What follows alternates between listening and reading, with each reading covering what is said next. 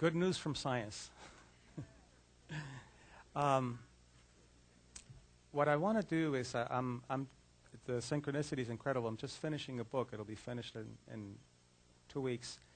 And it's a psychological novel on quantum learning. And it's what's called incidental learning in psychology. I like to call it quantum learning, which means that there's an interconnectedness into everything. So when Carolyn calls me to do something, I'm not really sure what she's doing, and I'm doing my own thing. She says, come over and do what you're doing. And you'll see today how interconnected and the incredible synergy that you'll find in the things that she's talking about and what I'm going to be covering, which is basically giving a biological and scientific backup to the things that she's talking about, which gives it the coherence that's needed. So what I like to do is just to do this using quantum learning. And what I want to do is give you a few topics that I want to talk about, and then you basically choose how you want me to follow the sequence, and that's how we'll do it. And you can ask questions on whatever you want. Hard questions, whatever you want, because the more you ask, the more I learn. And I'm really interested in giving tools and giving a navigational chart for the mystical path. And basically, what you're getting from Carolyn is equivalent of a PhD in mysticism. And what I want to do is to give you some navigational tools to go through a couple of things, how mystics have relationships and how mystics age. Because once you're in, you can never go back to the world of the vulgar eyes. It won't work. You can try it, but it doesn't work. So you might as well stay in and age very slowly. And that's what I'm going to try to So I'll give you a few things that I'm going to talk about, and you pretty much decide. The stigmata, of course, is one of them. Relationships based on the concept that I have of what I call biocognition is another one. Will, the fear of death, how to get rid of the fear of death, because you can't live till you learn how to die, and it's very easy to do once you know how to do it. Will and self-esteem are very interrelated, and they all are very interrelated to the immune system, because the immune system is wired to your belief systems. And transcendental beliefs are beliefs, so the immune system will also respond to transcendental beliefs.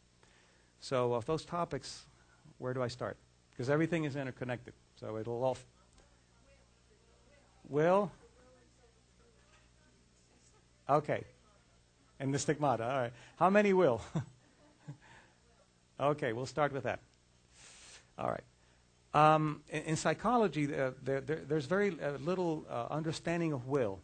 And if you are an alcoholic and they say all you need is will, well, sure, that's nice, but what do you do? Or if you have a phobia and you're told, well, you shouldn't be afraid of a bug because you're bigger than the bug and use your will, it doesn't work either. And the reason is that, let me give you briefly the theory of biocognition. On one side, we have medical anthropology.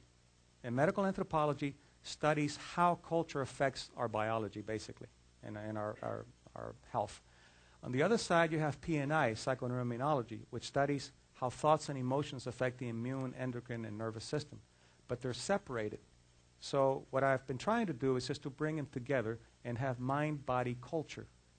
In mind, you can include spirit, and in body, you can include the emotions, the body, and in the culture shapes our health and our aging process. You will be killed first by your culture, then by your genetics. So that's why you'll see. So anyway, biocognition is what brings these two things together. So anything that I talk about is mind, body, culture, instead of just mind, body. You can't extricate yourself from your culture. You're part of your culture. You get sick in your culture and you're healed in your culture. If you're from Brooklyn, don't try to be a llama. Get the best out of the llama in Brooklyn. And that's very important. The psychoneuroimmunology part is a part that's very important to understand how your biology responds to your thoughts, so then you can navigate with your thoughts. Because one of the things that happens is that our nervous system is geared to function at the speed of the moment. If you do what mystics do, which is compress time, it's very dangerous. You can actually burn out. This is why some people get enlightened and they die. It's the speed of the nervous system needs to be brought into your reality system in order to handle it.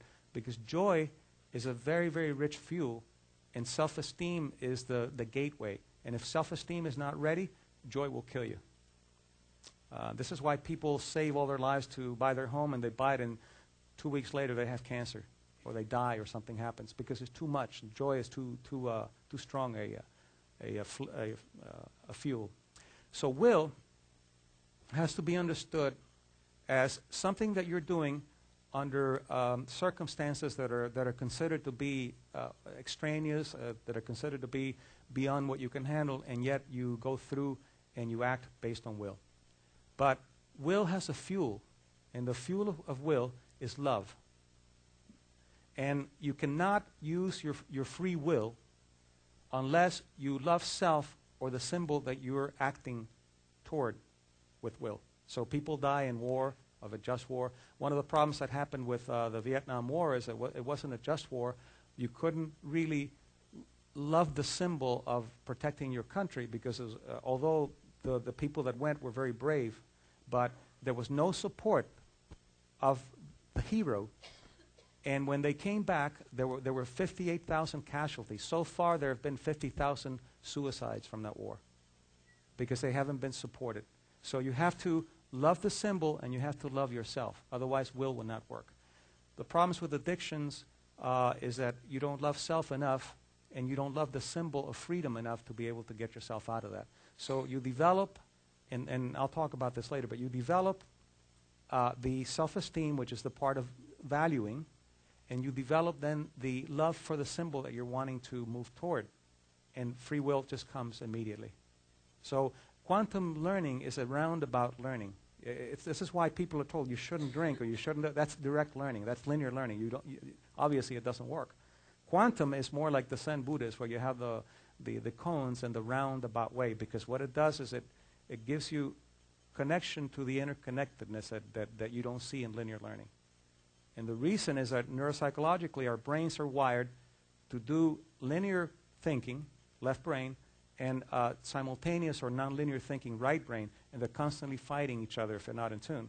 And what we do is we take a chunk of the interconnectedness, and we assume that it's linear, but it's not. We're in constant synchronicity right now, but our brain couldn't handle, our nervous system could not handle constant synchronicity. It would burn out. So you take chunks and you put it into sequence, and then you assume that that's how the world works. That's not it. That's just the reality, a chunk of reality that we create. So will related to self-esteem, also psychology doesn't look at self-esteem very deeply. And I'll give you an example of where we put our interest. Tibetan psychology, Tibetan Buddhist psychology is about 2,000 years old, a little over. Ours is 120 years old. And there was a study that looked at how many articles had been written in particular topics, and they found that within a period of 15 years there had been 10,000 articles on depression, about 5,000 articles on anxiety, about 100 articles on love, and 2 articles on compassion. So that's where we are. Tibetans are the other way around. They have tomes and tomes of compassion, and very little on depression and these other things, because you go into depression, but you don't stay there very long. So with self-esteem, the way to look at it is that it has to go beyond self-valuation. You can say, what's self-esteem? Well, self-worth. Well, what does that mean? How much you like yourself, and how do you do it? You have to have tools to be able to go into those places, to navigate it. And self-esteem has 3 parts. It has the self-valuing, and that means how much abundance do you allow into your life? How worthy are you of abundance? Abundance and self-esteem are interrelated. Then you have competence, which is how good are you at what you do. And you have affiliative love, and this is what psychology doesn't talk about, is how many people do you let in to love you and you to love them in your world. Affiliative, the affiliation of love. How many people you bring into your world that you allow to love and for you to love. To receive and give love from those people. Those 3 things are interrelated and inseparable from self-esteem. And the way to bring up the index of each of them, to bring up the meter, the first one, to bring up self-valuing, you'll see that it's in a roundabout way. Everything is in a roundabout way here. You make commitments of self-caring and you keep them. And that brings the meter up of the self-valuing. Because if you have a friend who you meet for lunch and that friend is late every time, the value of that friend is going to go down. Well, that's what you do to yourself. So self-valuing has to do with self-caring and meeting the commitments of self-caring. Very simple things. You're thirsty, you drink water. So I have to do that right now. So my meter goes up. And what we do is we put everything ahead of us, and then we become terrible friends to ourselves, and the valuing doesn't work. So it's very simple. Self-valuing has to do with keeping commitments to self-caring, whatever that is to you. The second part's a little easier. If you want to be competent in something, be good at it. Try it until you're good at it, and you'll get feedback, and the competence goes up there in self-esteem.